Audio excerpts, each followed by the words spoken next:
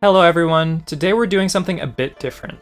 There's currently this narrative being spread that the Raiden Shogun is not a good unit at C0, and that you absolutely have to wail for her first two constellations as well as her 5-star weapon in order for her to be viable or good in endgame content.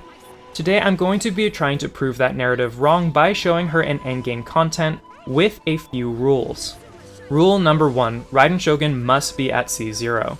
I do personally have a couple constellations that I pulled off screen, however I have not activated them and they will not be activated throughout the entire video. Rule number 2, 4-star weapons only. Both the Raiden Shogun as well as her partners are only going to be able to use 4-star weapons that are leveled up to level 70 out of 90. Additionally, I will only be using weapons with energy recharge substats. I will not be using any crit rate or crit damage substats or attack substats. Rule number 3, the only characters that I can use with the Raiden Shogun in battle are going to be 4-star support units, all of which are only level 70 out of 90. These characters are also only allowed to use 4-star weapons. And finally, rule number 4, I cannot use Bennett, Sara, or Kazuha, who are all considered to be her current best buffers. Hopefully this way there won't be a slew of comments saying that these characters carried the Raiden Shogun and that she still needs to be buffed. I do want to show you guys my builds for each character, however in the interest of time I'm not going to be going through them step by step like I usually do. However, please feel free to slow down the video or even pause the video if you need to see anything in more detail. I do want to be upfront, I do have good artifacts and I do have constellations on some of my 4 stars. Unfortunately, I can't toggle the constellations on and off, so this is just how it's going to have to be. If you guys do end up finding this video helpful at all, please feel free to leave me a like and comment down below. I'd really appreciate it, and it does help me boost into the YouTube algorithm. Also, if you want to see more Genshin Impact content from me, feel free to hit that subscribe button, I'd really love to have you here. Alright, now let's get into the damage showcase. And for this challenge, we're going to be taking on the first side of floor 12 of the Spiral Abyss. We will be taking on all 3 chambers of the Abyss using the same team, comprised of the Raiden Shogun, Xingqiu, Sayu, and Xiangling. I chose this team because it's a variation of the very popular national team, focusing primarily on Xingqiu, Xiangling, and the Raiden Shogun's bursts, while using Sayu as a support in order to reduce resistances and heal the party. Also, I'm gonna level with you guys, this current Spiral Abyss is not stacked in the Raiden Shogun's favor. In fact, both floor 1 and 2 both have resistances to Electro. Keep in mind that she would be doing a lot more damage if they weren't affected by Electro half the time and had a resistance to it. However, because we have Xiangling on the team, we are able to apply Pyro and get rid of their Electro status. And then it really just becomes a matter of bursting down the enemy as quickly as possible and using the Raiden Shogun to fund your entire team's energy. Although Xingqiu and Xiangling are probably doing the bigger damage numbers, Raiden Shogun is definitely the one that's carrying this team. Despite having to deal with the elemental low and high tides, we're still able to get our bursts up pretty consistently. And I think this is mainly because of the Raiden Shogun's burst. Her burst is so important because not only does it deal damage, but it also refunds your entire team's energy. And I can definitely tell you if the elemental high and low tides weren't in effect, this team would have its burst up even more regularly. Essentially, the Raiden Shogun got rid of the need for an extra battery on the team. Also keep in mind that all 3 of these support units have 80 cost burst, the hardest burst to fill up in general. And she's able to feed them all equally, and she doesn't have to be the same element in order to feed their energy cost. I realize that a lot of people say that she's not good on a lot of team comps, but she's actually very flexible if you give her the chance. Obviously, some team comps are going to be more optimal than others, but the narrative that she is only good in 1 or 2 team comps is strictly false. To be honest, the only things that I really struggled with in terms of the Spiral Abyss were these 2 giant Nobushi because, well, they're just a pain in general to deal with, but they also have that constant Electro shield coming back up, and the giant Electro Hilichurl. Larachurl? I don't even remember what it's called. AKA the giant Electro monster in Chamber 2 of floor 12. Anyway, that's the only thing that I actually had any trouble with because it does have an Electro shield. It does have Electro resistance.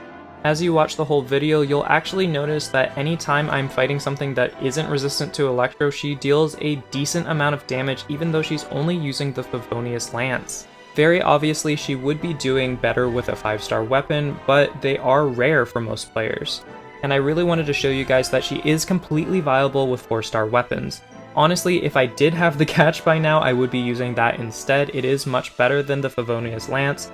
However, as you can see, the Favonius Lance is doing just fine. Keep in mind that miHoYo keeps pushing for a quick swap meta, and is actively starting to force us to manage our energy recharge more efficiently. Although the Raiden Shogun isn't a complete fix to this, she does definitely ease it. There currently is no character that does what she does as well as she does. There's also this narrative that Fischl is a perfectly fine replacement, definitely does exactly what Raiden Shogun does, and that's simply not true. Fischl is a great support unit, however, she just cannot do everything that Raiden has to offer. Fischl might have better damage numbers on her skill, but she can't cause AoE with it. She's also unable to boost your burst damage, and her burst definitely doesn't refund energy back to your teammates. What I'm trying to get at is that there are so many players that are solely focused on dealing the highest amount of damage possible that they tend to lose sight of all of the other aspects of the game. Genshin Impact definitely started out as a game that solely focused on big damage numbers. However, it is slowly transforming into a game that both focuses on large damage numbers as well as various other aspects. Alright, and as you can see, we made it to Chamber 3 with relative ease. There were a few close calls in Chamber 2, however that was mainly because of my misplays and not the Raiden Shogun. But now you'll get to see the Raiden Shogun deal a decent amount of damage because none of these enemies are resistant to Electro. This by far made this chamber the easiest because we no longer had to worry about our attack being gimped constantly. In fact, if I'm remembering correctly, I think I do this in under 1 minute and 30 seconds, which gives you more than enough time to complete this on the other side. I know that a lot of people are really worried about the fact that they might not be able to get C1, C2, or C3, especially C2 since that is a giant boost in her power. However, I just really wanted to let you guys know that you don't need it in order for her to be a good character. If you've been hesitant about pulling the Raiden Shogun, I think that you should go ahead and do it if you like her.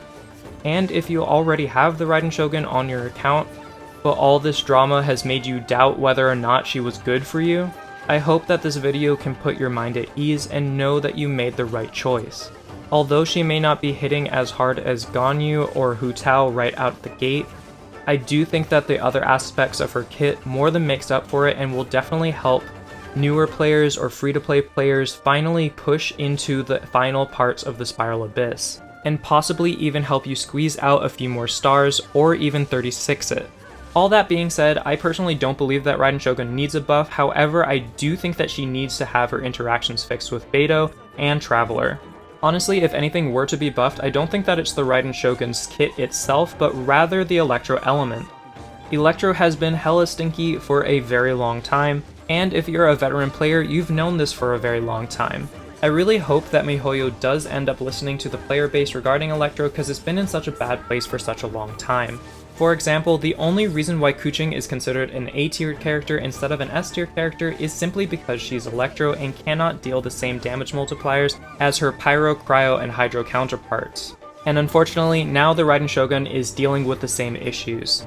I really hope that miHoYo does end up listening to the community because I think that it is important for the longevity of the Electro element, but overall, while strictly looking at the Raiden Shogun and her kit, I'm pretty satisfied. Just please, miHoYo, fix the Beidou interaction. Alright guys, that's all for today. I hope that you guys found this helpful. I hope that you guys will start building your Raiden Shogun if you haven't already. If you did enjoy the video, please feel free to leave me a like and comment down below. Like I said, I'd really appreciate it.